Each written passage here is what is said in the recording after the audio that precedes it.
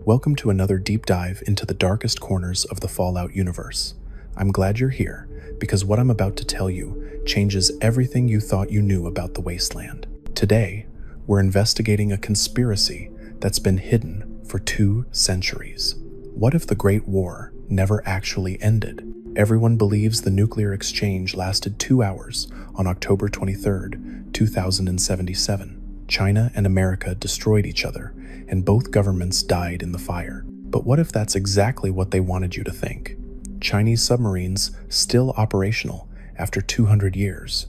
Chinese intelligence bases maintained long after the bombs. The Enclave appearing simultaneously across an entire continent with resources that shouldn't exist. The Brotherhood of Steel coordinating across thousands of miles despite total isolation. The Institute developing technology that rivals pre-war military research. Every major faction in the Wasteland serving the same function, maintaining the same balance, preventing the same outcome, peace.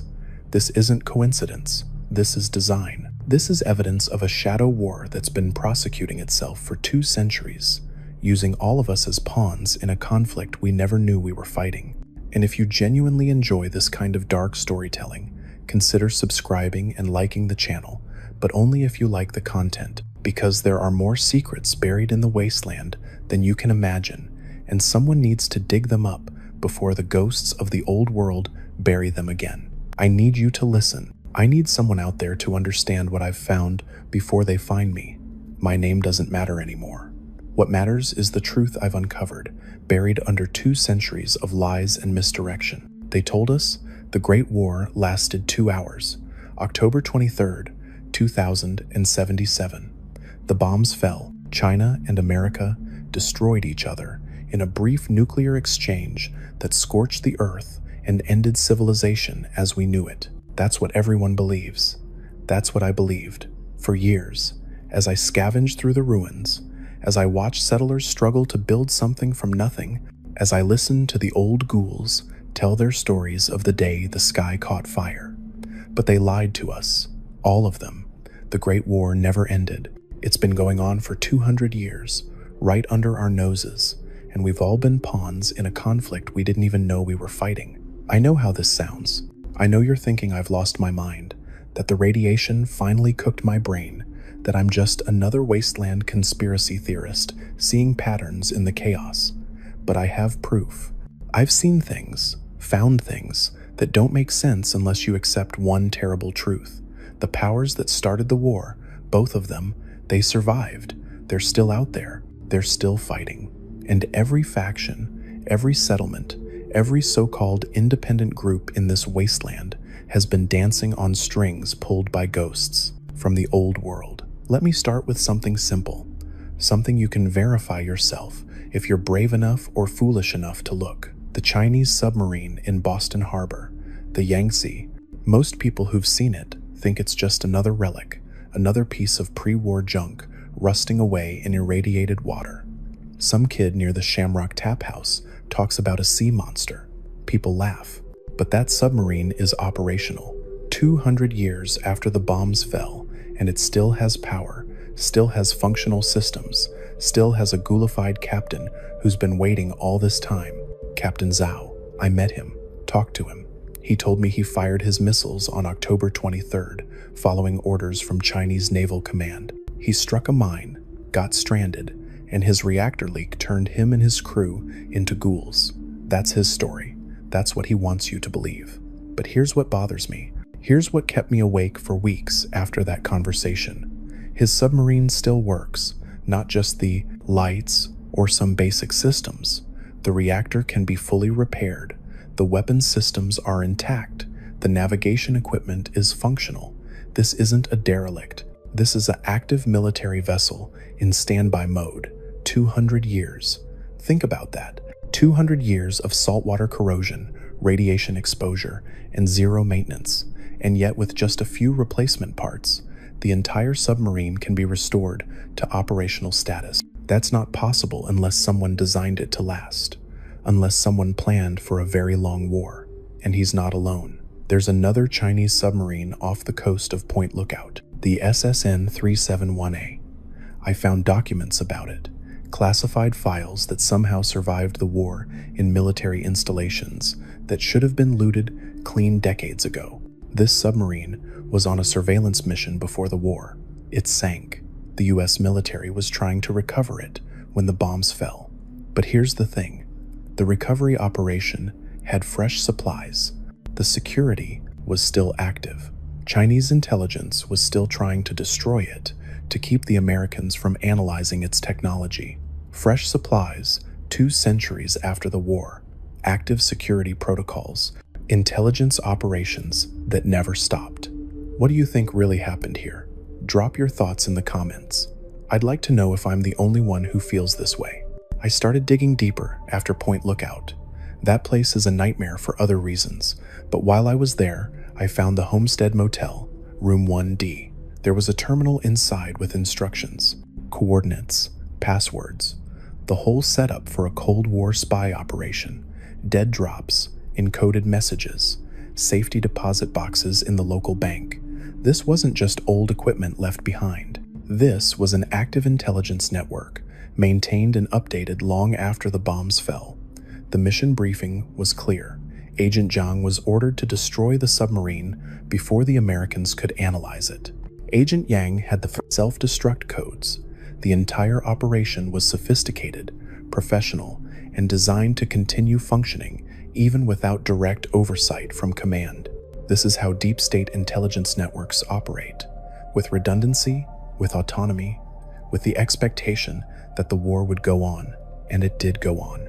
These agents, these ghoulified remnants of the People's Liberation Army, they stayed at their posts. They continued their missions for 200 years, but the Chinese weren't the only ones who survived. That's when I found Mama Dolce's.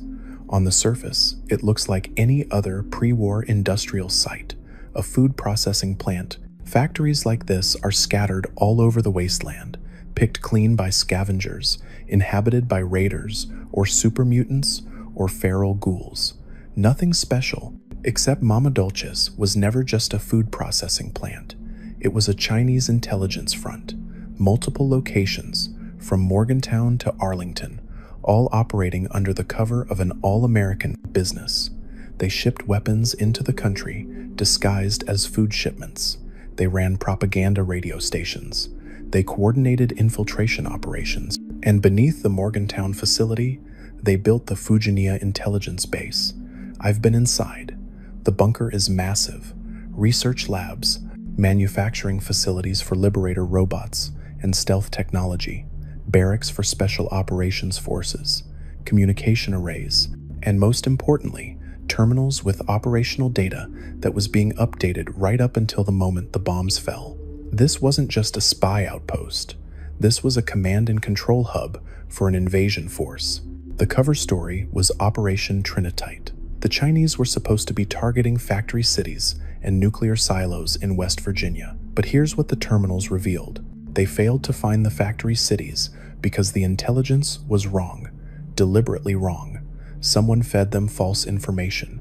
Someone wanted them to set up shop in West Virginia for a quite different reason. After the war, the Enclave found them. Not immediately, not during the chaos of the first few years, but eventually, Enclave operatives stormed Mama Dolce's.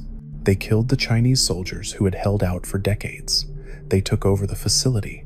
They acquired the stealth technology and the robot manufacturing capabilities. And then, they used the same tactics the Chinese had used. They posed as survivalists. They spread rumors about ghosts and invisible killers to keep people away. They maintained the facility in secret, just like the Chinese had done. Why? Because both sides needed the war to continue. Both sides needed the infrastructure. Both sides needed the weapons. Both sides were still following the same strategic playbook that started the Great War in the first place. Now let me tell you about the Enclave, because this is where the conspiracy gets truly terrifying. Everyone knows about the Enclave, the remnants of the US government, the president, and the Joint Chiefs who evacuated to the oil rig off the California coast before the bombs fell. A few hundred survivors, maybe 1,000 at most, hiding on a platform in the Pacific Ocean while the rest of America burned. They emerged decades later, with power armor and vertibirds, and tried to exterminate all mutated life so they could reclaim the continent. The Chosen One destroyed their oil rig in 2242. The Brotherhood of Steel crushed them on the East Coast in 2277. By 2287, they're basically extinct, just scattered remnants and bitter memories. That's the story.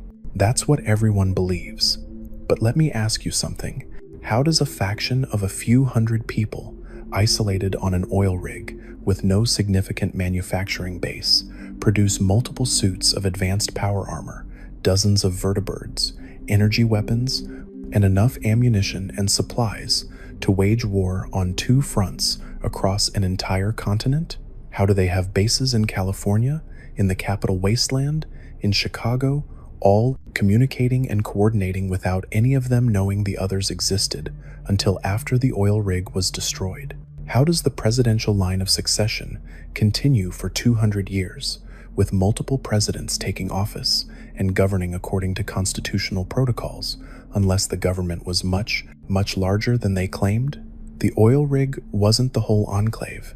It was just one installation, one very visible installation that everyone focused on, while the rest of the government continued operating from dozens of other hidden facilities. Raven Rock in the capital Wasteland, the congressional bunker at the White Spring in Appalachia, the presidential bunker rumored to be somewhere in the Midwest.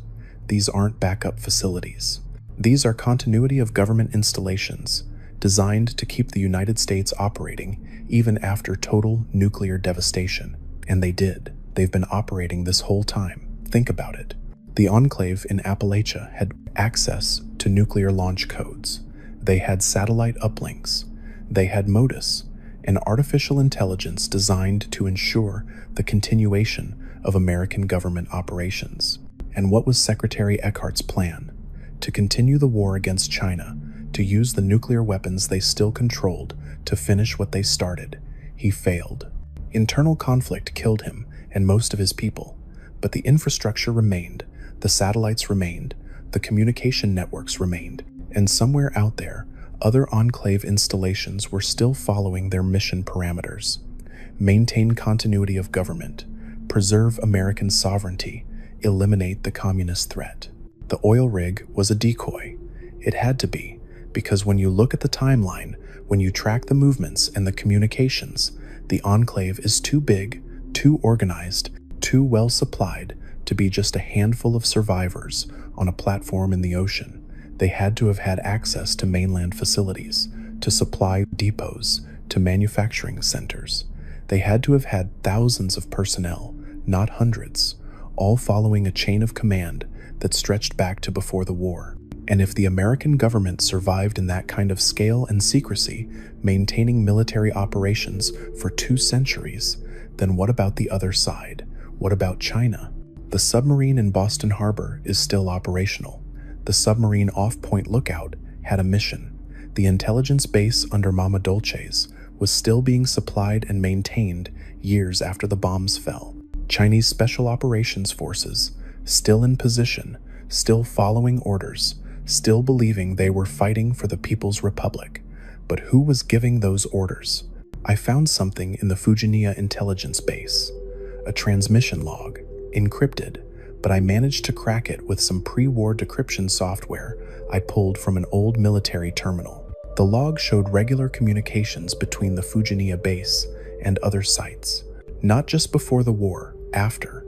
For years after, the last log transmission was dated 2097, 20 years after the bombs fell. Someone in China, or someone claiming to represent China, was still sending orders to infiltration teams in America.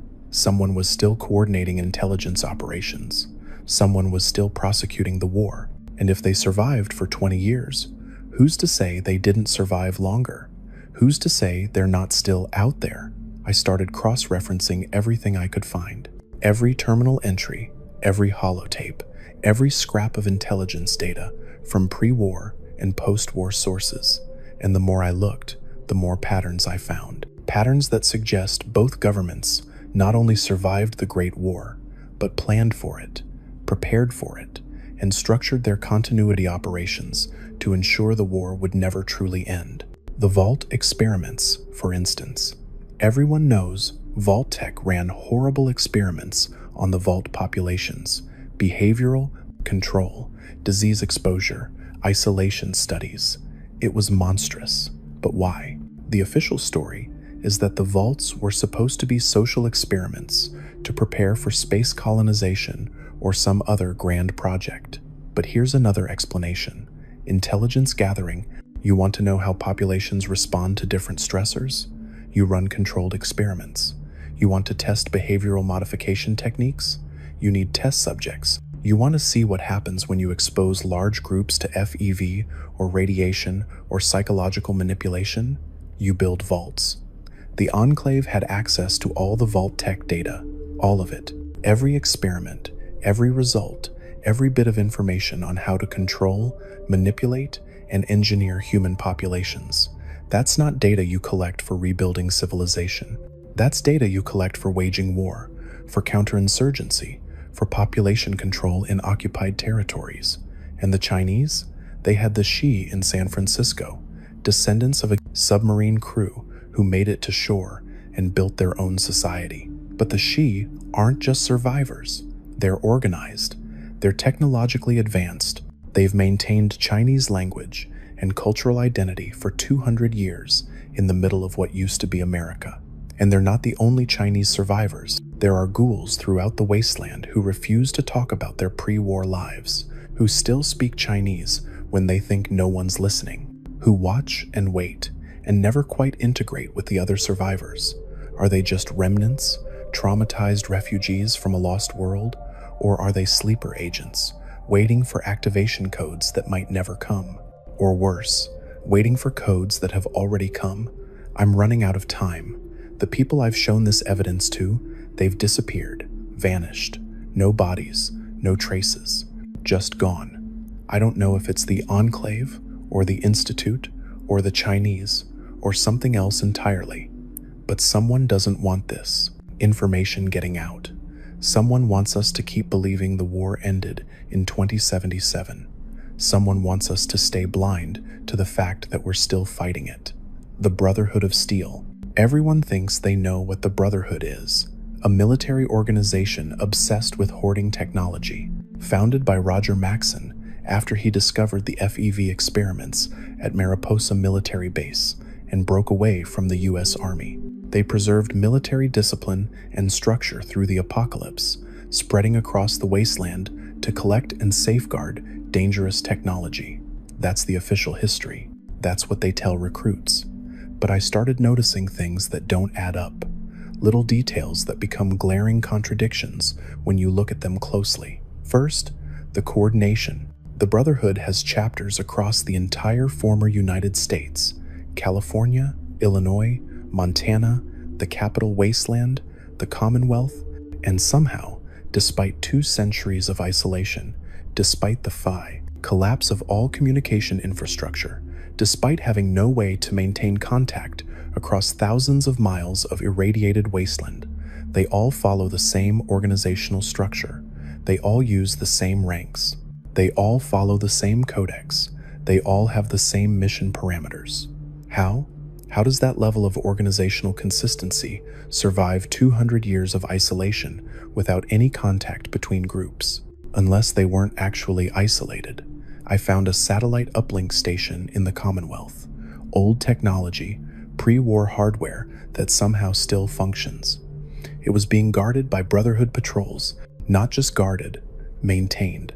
They had technicians working on it, running diagnostics, keeping it operational. When I asked one of the scribes what it was for, she got nervous and told me it was for detecting Institute teleportation signatures.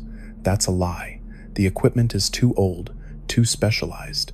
It's designed for long-range communication, military band, frequencies, encrypted transmissions, the kind of system you'd use to coordinate operations across continental distances. The Brotherhood has been in communication this whole time. All the chapters, all coordinating, all following orders from someone. And here's what really bothers me: the Maxson lineage. Roger Maxson founded the Brotherhood in 2077. His descendants have led the organization for 200 years. Roger Maxson, then his son, then his grandson, all the way down to Arthur Maxson, who took command of the East Coast chapter in 2283. 200 years of unbroken succession in one family.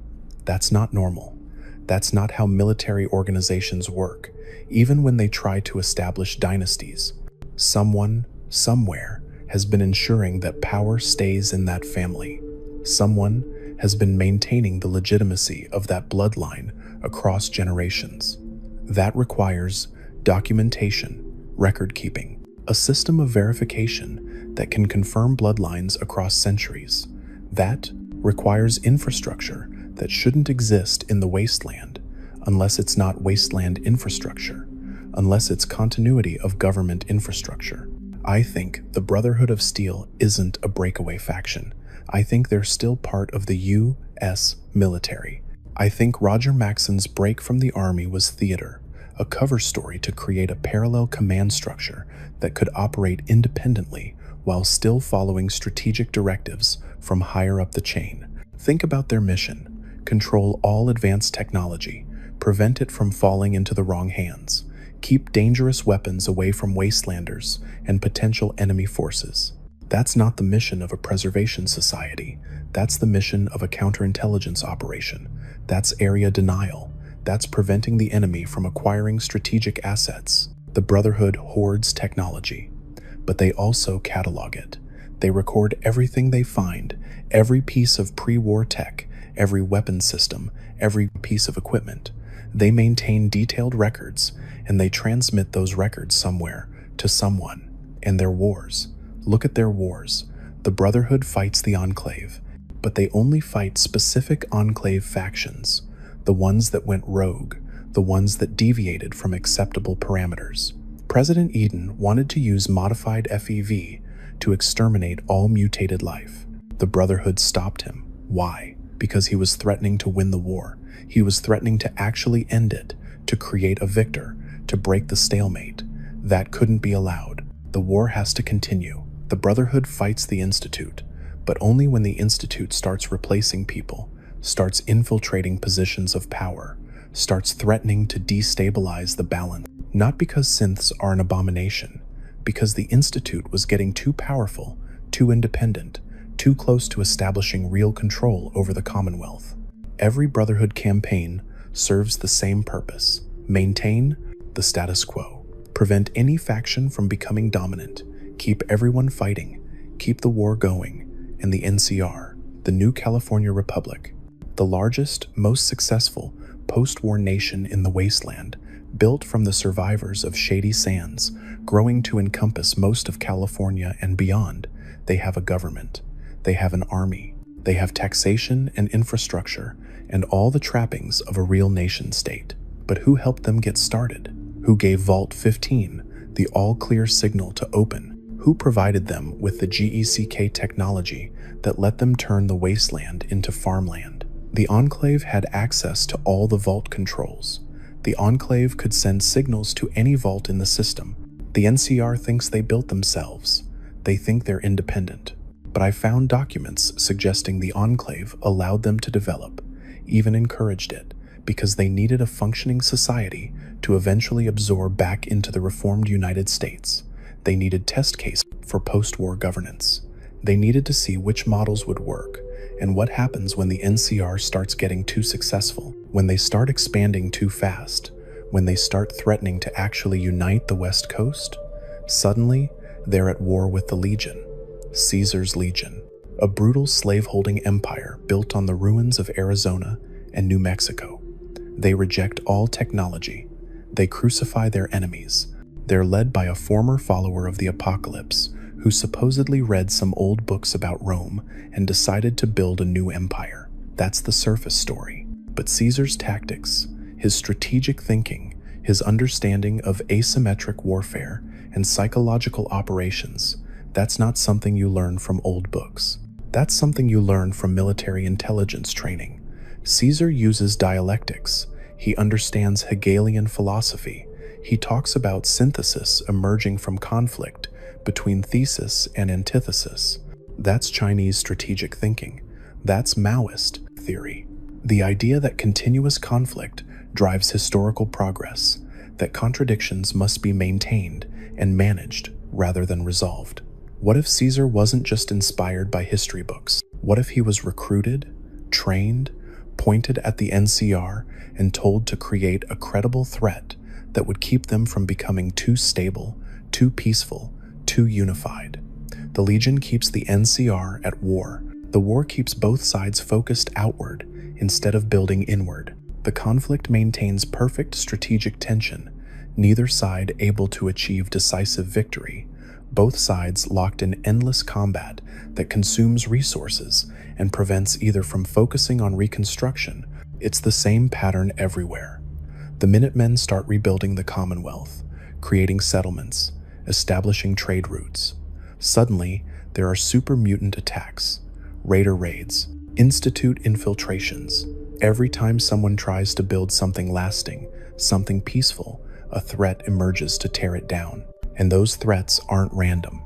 They're coordinated, they're timed, they're designed to prevent stability without causing complete collapse. I started looking at the super mutants. Everyone knows they're the result of FEV experiments. The Master created them on the West Coast. The Enclave experimented with FEV. Vault-Tec ran FEV trials. The Institute conducted FEV research. But here's what bothers me. The super mutants keep appearing. New strains, new populations. The Institute claims they stopped their FEV program in 2224. But super mutants are still showing up in the Commonwealth in 2287, strong, organized groups with access to weapons and tactical coordination. Where are they coming from? Who's making them? And why do they always seem to attack at exactly the right moment to prevent settlements from becoming too secure? I found an old military manual in a bombed-out Pentagon office. It was a counterinsurgency doctrine from the 2060 seconds. The language was chilling. It talked about maintaining controlled chaos, about ensuring no single faction could achieve dominance, about using proxy forces and irregular combatants to keep populations destabilized without direct military intervention. It talked about the long war, not a war measured in months or years, but in decades and centuries. A war of attrition where the goal isn't victory, but continuous engagement. Where peace is the real threat, because peace allows the enemy to rebuild, to develop, to eventually challenge you again. That's what I'm seeing in the Wasteland. Controlled chaos, managed conflict, a system designed to keep everyone fighting, everyone struggling, everyone too busy surviving to ask questions about who's really pulling the strings. The Institute. Everyone fears the Institute, the boogeyman of the Commonwealth. They kidnap people. They replace them with synths. They conduct experiments on the surface population. They're technological gods hiding beneath the earth, pursuing some agenda that no one understands. But what if I told you the Institute was never independent? What if I told you they were part of the continuity of government system all along? The Commonwealth Institute of Technology, CIT, one of the most advanced research universities in pre-war America. They had contracts with the Department of Defense. They developed weapons systems. They worked on classified projects, the kind of institution that would absolutely be included in continuity of government planning. When the bombs fell, the CIT survivors retreated to the underground sections of the campus. They had an experimental reactor, they had laboratories, they had the infrastructure to survive, and they had mission parameters, research directives, projects they were supposed to complete, regardless of what happened on the surface. The synth program isn't about creating servants or perfecting humanity. It's about creating infiltration units, perfect spies that can't be detected, sleeper agents that don't even know they're agents, population replacement protocols that allow for complete social control without anyone knowing they're being controlled. Think about what the Institute can do. They can teleport. They can appear anywhere in the Commonwealth, take what they want, replace whoever they want, and vanish without a trace. That's not civilian technology. That's military technology. That's exactly the kind of capability a deep state operation would develop for covert operations and their targets. Who does the Institute replace? Mayors, settlement leaders, caravaneers, people in positions of influence and information flow. They're building an intelligence network. They're establishing control over the Commonwealth's social and economic infrastructure. If you've ever wondered what choice you would make in a situation like this, tell me in the comments. I'll be reading them. But they're not conquering. They're not taking over. They're just watching, recording, maintaining surveillance, like they're waiting for something, like they're gathering information for someone else. I broke into an Institute terminal. Don't ask me how. What I found there was fragmentary, encrypted, but enough to piece together. The Institute has been in communication with outside parties, transmitting data, receiving directives, not frequently, not obviously, but regularly enough to establish a pattern. Someone outside the Commonwealth is interested in what the Institute is doing. Someone with the technical capability to communicate across long distances using encrypted channels that survive the electromagnetic pulse from the nuclear detonations. The kind of communication infrastructure only a government would have.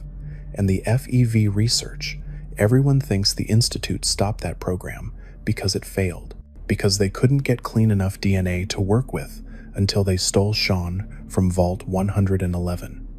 But I found something in their old lab files, a reference to shared research protocols with an outside facility. Coordinates were listed, but encrypted in a way I couldn't crack. The Institute wasn't conducting independent research. They were part of a larger research network. Multiple facilities, all working on the same problems, all sharing data. That's how major scientific programs work. That's how the Manhattan Project worked. Distributed research sites, all coordinating toward a common goal. What if the FEV research never stopped? What if it just moved to other facilities? What if the super mutants appearing across the wasteland aren't accidents or holdovers from old experiments, but ongoing production from research sites that are still operating according to pre-war mission parameters? Biological weapons development. That's what FEV was originally designed for, creating super soldiers. But it also creates perfect area denial weapons. You release FEV in a region, you get super mutants. Super mutants make areas uninhabitable for normal humans. They prevent settlement. They prevent reconstruction. They maintain the wasteland. If you wanted to ensure a war never ended, if you wanted to keep a population perpetually struggling, you would need to prevent them from rebuilding. You would need to ensure they could never achieve stability. Super mutants do that. Raiders do that. Feral ghouls do that. And all three keep appearing, generation after generation, even when they shouldn't. Even when there's no logical source for new populations. I tracked a raider gang for 3 months, watched their movements, their supply lines, their recruitment. They were getting equipment from somewhere.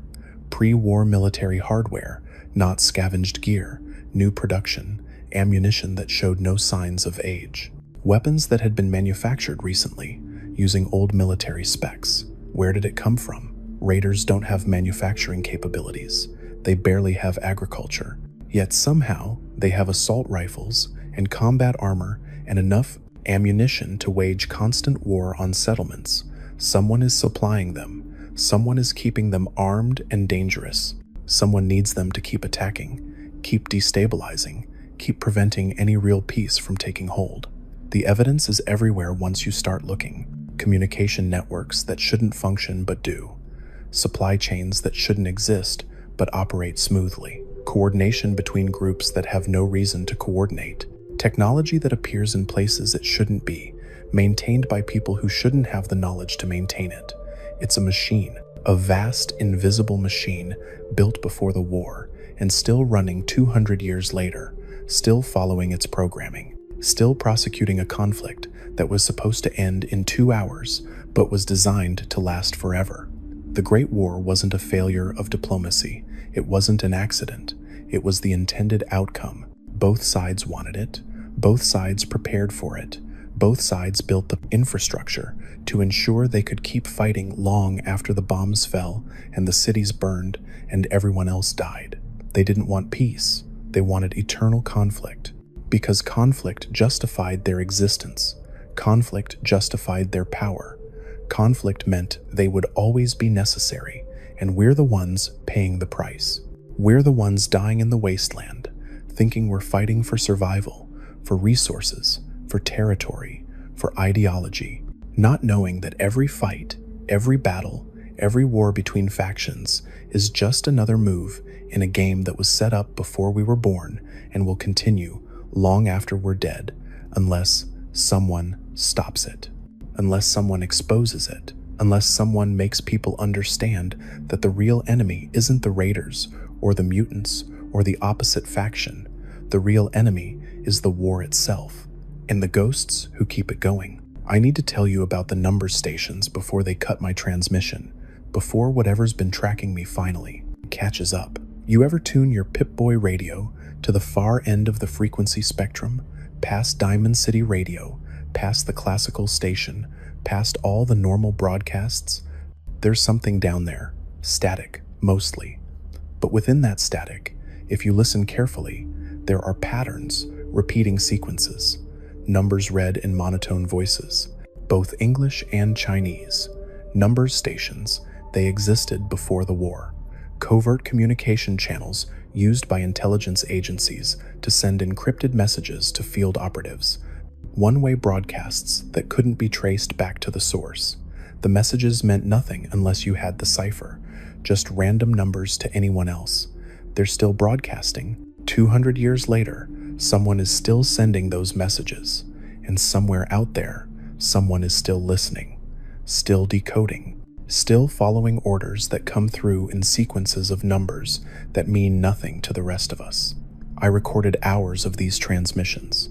I ran them through every decryption algorithm I could find in old military terminals. Most of it stayed gibberish, but some of it broke open, and what I found made my blood run cold. Coordinates, dates, activation codes, supply drop locations, rules of engagement, all formatted in military communication protocols that match pre-war U.S. and Chinese systems. These aren't just old recordings playing on repeat. The messages change, they update, they respond to current events in the Wasteland. When the Brotherhood moved into the Commonwealth, the number stations changed their broadcast patterns. New frequencies activated, new message schedules. Someone was alerting operatives that a major player had entered the game board. When the Institute started their synth replacement program in earnest, different codes started appearing. Counterintelligence protocols, surveillance directives. Someone was coordinating a response. The war never stopped. It just went quiet. It moved into shadows, and dead drops, and encrypted broadcasts that no one was supposed to understand. And it's been running like that for 2 centuries, with field operatives who don't even know they're operatives, following conditioning that was burned into their minds before the bombs fell or passed down through generations of training they thought was just survival skills. I found one of them, an old ghoul living in a settlement near Grey Garden. He seemed normal at first, helpful even, taught people how to purify water, how to identify edible plants, how to set up defensive positions, basic wasteland survival knowledge. But I noticed things. The way he always positioned himself with sight lines to all entrances, the way he cataloged everything and everyone who passed through, the way he asked casual questions that weren't casual at all, building psychological profiles, identifying skills and weaknesses, mapping social networks. I confronted him late one night, asked him point blank who he was, working for. He looked at me with those dead ghoul eyes and smiled, said he didn't know what I was talking about, said he was just a survivor trying to help people survive. Then I spoke one of the activation phrases I'd decoded from the numbers stations. Just testing, just seeing if my theory held water. He went rigid, his eyes unfocused, and in a voice completely different from his usual tone, he started reciting a status report. Settlement population, resource levels, notable individuals, security vulnerabilities. everything you'd need to know to infiltrate or destroy the place. He gave me coordinates for a dead drop location where he'd been leaving written reports for decades. Then he blinked, came back to himself, and had no memory of what he'd just said. Manchurian candidates, sleeper agents, programmed responders who live normal lives until the right trigger activates their conditioning. The intelligence services were developing this technology before the war. Psychological manipulation techniques designed to create deep cover operatives who didn't know they were operatives. How many are out there? How many helpful settlers, friendly traders, wasteland guides are actually intelligence assets, gathering information, filing reports, waiting for activation codes that might come through a numbers station broadcast? How many times have I talked to one without knowing it? The switchboard, that's another piece of the puzzle. It's an old intelligence facility in the Commonwealth, built by the Defense Intelligence Agency before the war. Deep underground, heavily fortified, filled with surveillance equipment and data processing systems. The Institute uses it now, or used to, before the railroad discovered it. But here's what bothers me about the switchboard. It's too big, too sophisticated, too well maintained for something that's supposedly been abandoned since the war. I got inside, past the turrets and the robots. The main computer systems were damaged, but auxiliary systems were still running, routing data, processing signals, connected to a network that extended far beyond the Commonwealth. Terminal logs showed activity from 2077 right through to 2287, continuous operation for 200 years. What was it processing? Where was the data going? The terminals wouldn't tell me.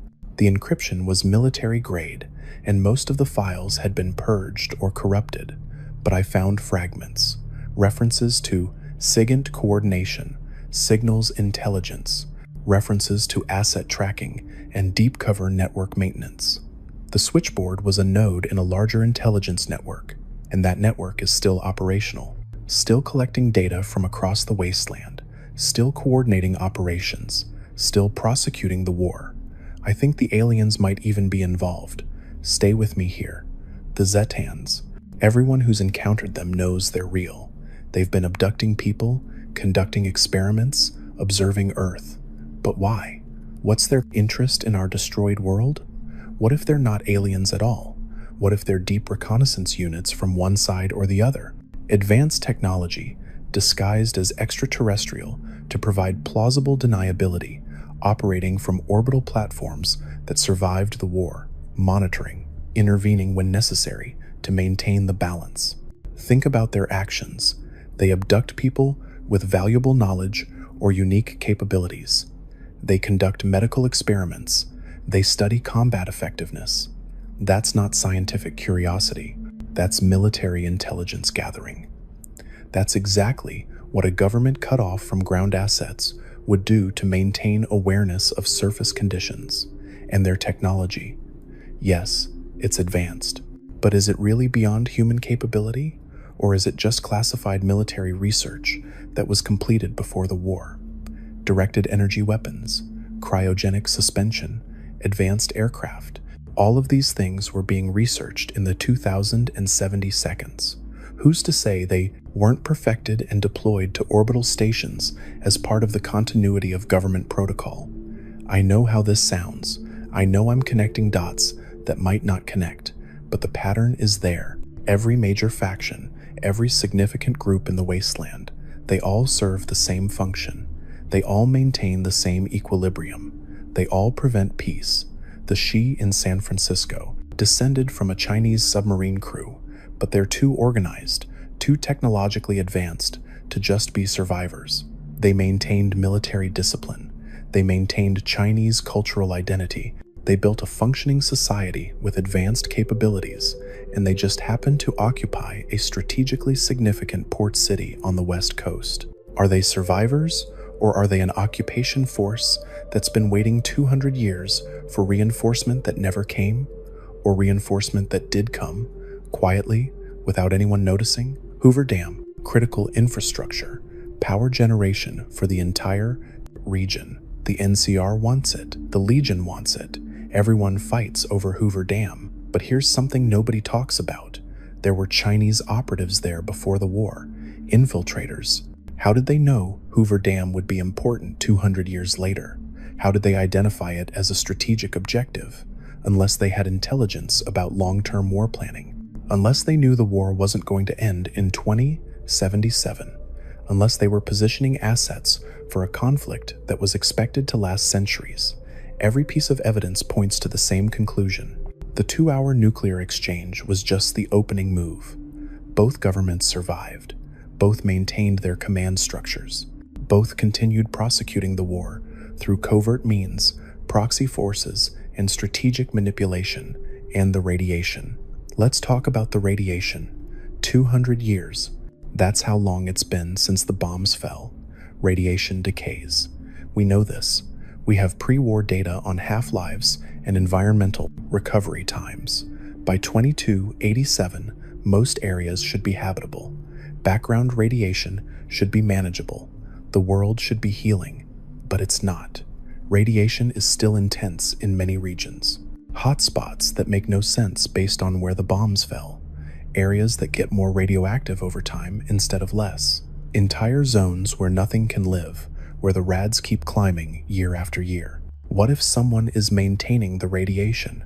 What if there are systems still operating, still releasing radioactive material into the environment, specifically designed to keep the wasteland a wasteland, to prevent large-scale agriculture, to prevent population growth, to ensure humanity stays weak, divided, struggling, area denial weapons.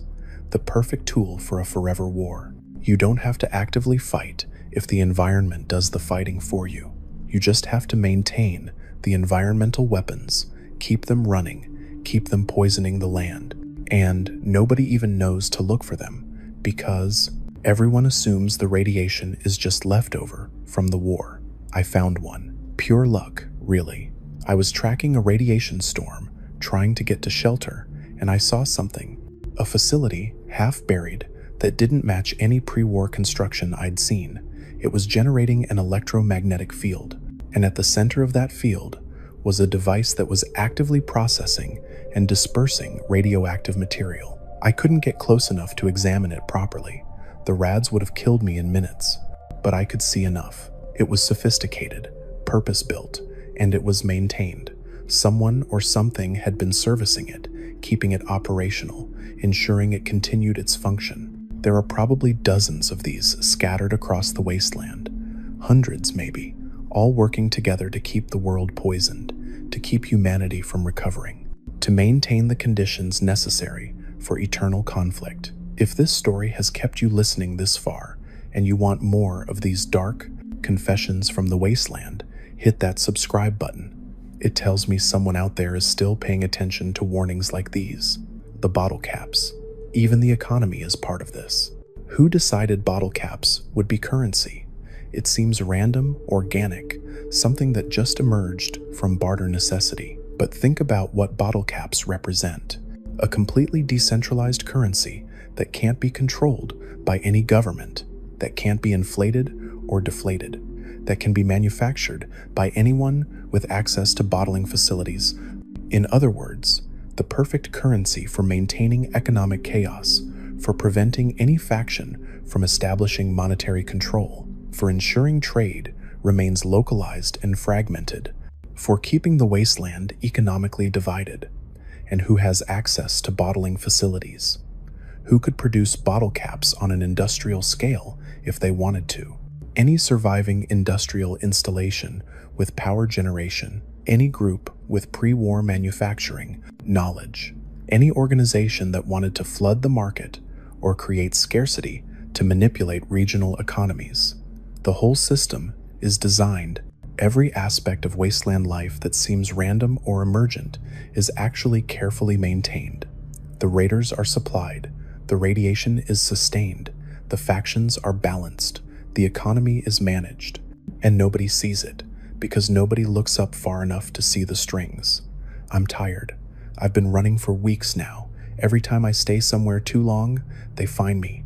I don't know who they are. Institute coursers, maybe. Enclave operatives, Chinese infiltrators, Brotherhood paladins. It doesn't matter. They all serve the same function. They all protect the same secret. But I've left copies of everything I found, hidden in secure locations, encrypted and stored in terminals across the Commonwealth. If something happens to me, if I disappear, like the others, the information survives. Someone else can find it. Someone else can continue asking questions. Here's what I know for certain. The Great War never ended. It went underground, became invisible, transformed into a system that perpetuates itself through our ignorance. Both the United States and China survived as deep state entities. They've been fighting a shadow war for 200 years, using the Wasteland as their battlefield and us as their pawns. Every faction is compromised. Every leader could be a plant. Every helper could be an agent. The war is everywhere and nowhere. It's in the code of every terminal, the signal of every radio broadcast, the mission parameters of every organization that claims to be building a better future. And the truly horrifying part? We could rebuild. We could end this. The technology exists. The knowledge exists. There are enough good people, enough resources, enough hope to actually restore civilization, to heal the world, to end the suffering. But they won't let us. The machine won't allow it, because peace means someone won. Peace means the war is over. Peace means they're no longer necessary, and the one thing the machine cannot permit is its own obsolescence. So the war continues, will continue, forever if they have their way. An eternal conflict maintained by ghosts of the old world, fought by people who don't even know they're soldiers, for objectives nobody remembers, and victory that's never allowed. I found one last thing before I went dark. A terminal in an old military bunker, hidden so deep I don't think anyone's accessed it since before the war. It had a single file, marked with the highest security classification. The file was labeled Operation Eternal Vigil. I opened it. It was a strategic directive, dated October 1st, 2077, 3 weeks before the bombs fell. The directive was simple, chilling in its clarity. In the event of nuclear exchange with hostile powers, all continuity of government assets are hereby ordered to maintain operational status indefinitely. Primary objective is not victory, but sustained engagement. Peace negotiations are prohibited. Diplomatic solutions are prohibited. The conflict must be maintained until total enemy capitulation is achieved, regardless of time frame required. Authorization level, cardinal. No override authority exists. Compliance is mandatory. Both sides had the same directive. I'm sure of it. Operation Eternal Vigil on one side, some equivalent designation on the other. The same strategy, the same insanity, the same guarantee that the war would never end. They didn't want to win. They wanted to fight forever, because a forever war meant forever power, forever relevance, forever justification for their existence. And here we are, 200 years later, still fighting, still dying, still rebuilding only to be torn down again, still hoping for peace that will never come as long as the machine keeps running. I don't know if anyone will believe this. I don't know if it matters. The evidence is there for anyone brave enough to look. The patterns are visible for anyone willing to see. The truth is hidden in plain sight, scattered across 1,000 terminals and holotapes and radio broadcasts, waiting to be assembled by someone who asks the right questions. Maybe that someone is you. Maybe you're the one who finally breaks the cycle. Maybe you're the one who finds a way to shut down the machine and let humanity actually heal. Or maybe you're just another pawn, moving across the board according to programming you don't understand, serving purposes you were never meant to know. I guess we'll find out. This is my final transmission.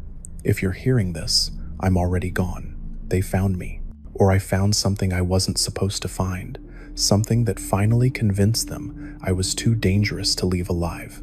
But the truth survives, in data caches, in hidden terminals, in the minds of everyone who listens to this and starts asking their own questions. The truth is a virus now. It spreads, it infects, it can't be contained. The Great War never ended. It's still happening, all around you, every day, in every struggle, and every sacrifice, and every death that seems senseless and random. It's not random. It's the machine. It's the war. It's the ghosts of the old world, still fighting battles they can't remember how to stop. And until we understand that, until we see the strings and cut them, we'll never be free. The Wasteland isn't what destroyed us.